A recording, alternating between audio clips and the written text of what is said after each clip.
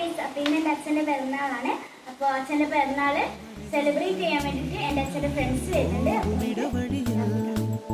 ഇളവെയിലിൽ പൊടിമഴയിൽ ഓരോ കേളി തുടരുകയായി അകലാതെ മമ്മടിത്തട്ടിൽ ഒരു പുലരാജാവുക മരുളാ മാനത്ത് പറക്കാതെ അരികിൽ വിരിയും മാധുരി മുടയാ മനസ്സാവാനിൽ ഉഷസ്സായി നീളെ വിടർത്താൻ നേരുളി